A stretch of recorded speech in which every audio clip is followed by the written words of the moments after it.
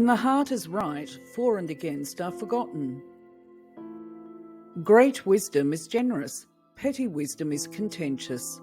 Great speech is impassioned, small speech cantankerous. Standards are different for all things, so the standard set by man is by no means the only certain standard. If you mistake what is relative for something certain, you have strayed far from the ultimate truth. But you wear your soul on your sleeve, exhausting your energy, propping yourself up on a tree, mumbling or bent over your desk asleep. Heaven gives you a form, and you wear it out by pointless argument. The true man breathes with his heels. If there is existence, there must be non-existence, and if there was a time when nothing existed, there must have been a time before that, when even nothing did not exist. Suddenly, when nothing came into existence, could one really say whether it belonged to the category of existence or non-existence? Calculate what man knows, and it cannot compare to what he doesn't know. Calculate the time he is alive, and it cannot compare to the time before he was born. Yet man takes something so small and tries to exhaust the dimensions of something so large. If a man is crossing the river and an empty boat collides with his skiff, even though he is a bad-tempered man, he will not become very angry. But if he sees a man in the other boat, he will scream and shout and curse at the man to steer clear. If you can empty your own boat crossing the river of the world, no one will oppose you. No one will seek to harm you. Thus is the perfect man. His boat is empty. All existing things are really one. We regard those that are beautiful and rare as valuable, and those that are ugly as foul and rotten. The foul and rotten may come to be transformed into what is rare and valuable, and the rare and valuable into what is foul and rotten. Cherish that which is in you, and shut out that which is without, for much knowledge is a curse. Heaven does nothing, its non-doing is its serenity. Earth does nothing, its non-doing is its rest. From the union of these two non-doings, all actions proceed. All things are made. How vast, how invisible this coming to be. All things come from nowhere. How vast, how invisible. No way to explain it. All beings in their perfection are born of non-doing. Hence it is said, heaven and earth do nothing, yet there is nothing they do not do. Where is the man who can attain to this non-doing? One whose inner being is fixed upon such greatness emits a heavenly glow. Even though he has this heavenly glow, others will see him as just a man. Someone who has reached this point will begin to be consistent. Heaven is in everything. Follow the light, hide in the cloudiness, and begin in what is. Do this, and your understanding will be like not understanding, and your wisdom will be like not being wise. By not being wise, you will become wise later. If water derives lucidity from stillness, how much more the faculties of the mind? Love of colours bewilders the eye, and it fails to see right. Love of harmonies bewitches the ear, and it loses true hearing. Love of perfumes fills the head with dizziness. Love of flavours ruins the taste. Desires unsettle the heart until the original nature runs amok. These five are enemies of true life, yet these are what men of discernment claim to live for. They are not what I live for. If this is life, then pigeons in a cage have found happiness. Those who seek to satisfy the mind of man by hampering it with ceremonies and music and affecting charity and devotion have lost their original nature. Running around accusing others is not as good as laughing, and enjoying a good laugh is not as good as going along with things. Can a man cling to the positive without any negative in contrast to which it is seen to be positive? If he claims to do so, he is a rogue or a madman. He who knows the activities of nature lives according to nature. All men know the utility of useful things, but they do not know the utility of futility. When there is no more separation between this and that, it is called the still point of the Tao. At the still point, in the centre of the circle, one can see the infinite in all things. The sage embraces things. Ordinary men discriminate amongst them and parade their discriminations before others. So I say, those who discriminate fail to see. And how do I know that the hate of death is not like a man who has lost his home when young and does not know where his home is to return to? To be constant is to be useful. To be useful is to realise one's true nature. Realisation of one's true nature is happiness. When one reaches happiness, one is close to perfection.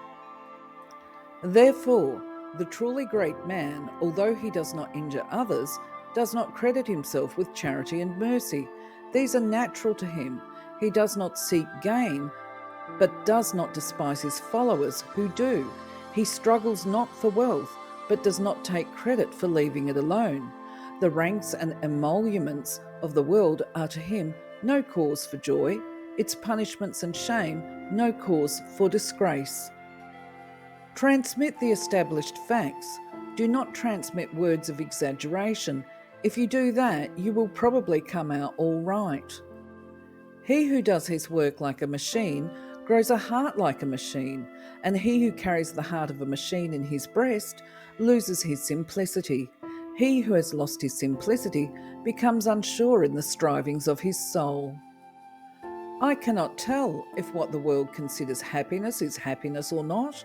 All I know is that when I consider the way they go about attaining it, I see them carried away, headlong, grim and obsessed, in the general onrush of the human herd, unable to stop themselves or to change their direction. All the while, they claim to be just on the point of attaining happiness. A battering ram can knock down a city wall, but it cannot stop a hole. Different things have different uses.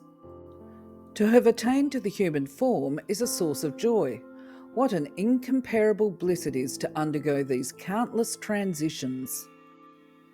I was given life because it was my time, and now I can take leave of it according to the same law.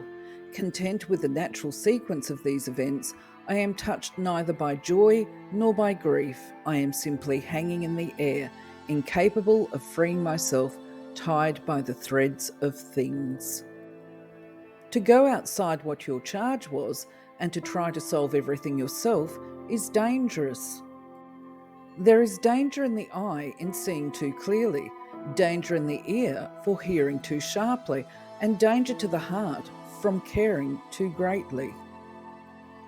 He who knows he is a fool is not the biggest fool. He who knows he is confused is not in the worst confusion. The one-legged creature is envious of the millipede. The millipede is envious of the snake. The snake is envious of the wind. The wind is envious of the eye, and the eye is envious of the heart. The Tao is in all things, in their divisions and their fullness. What I dislike about divisions is that they multiply, and what I dislike about multiplication is that it makes people want to hold fast to it, so people go out and forget to return, seeing little more than ghosts. The fact is that those who do not see themselves but who see others, who fail to grasp of themselves but who grasp others, take possession of what others have but fail to possess themselves, they are attracted to what others enjoy but fail to find enjoyment in themselves. There may be difficulty at the moment, but I will not lose the virtue that I possess.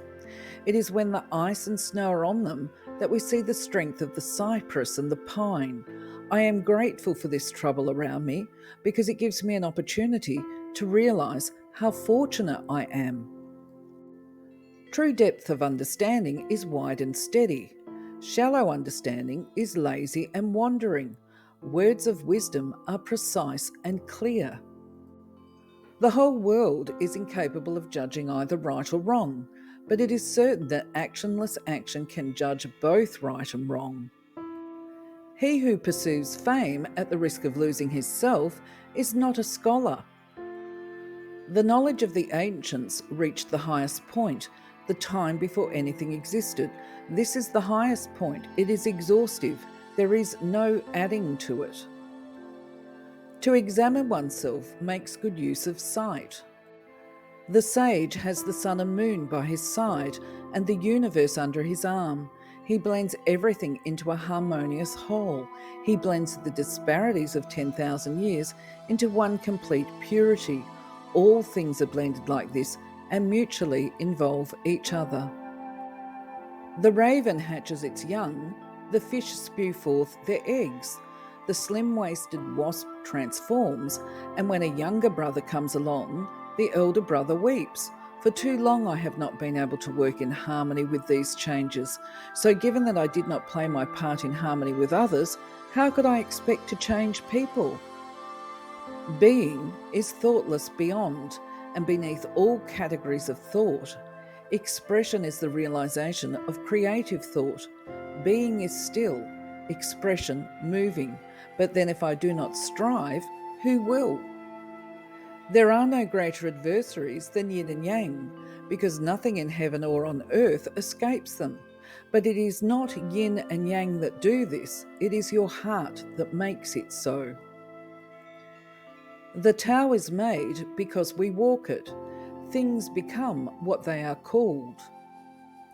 Thus, those who say that they would have right without its correlate wrong, or good government without its correlate misrule, do not apprehend the great principles of the universe nor the nature of all creation.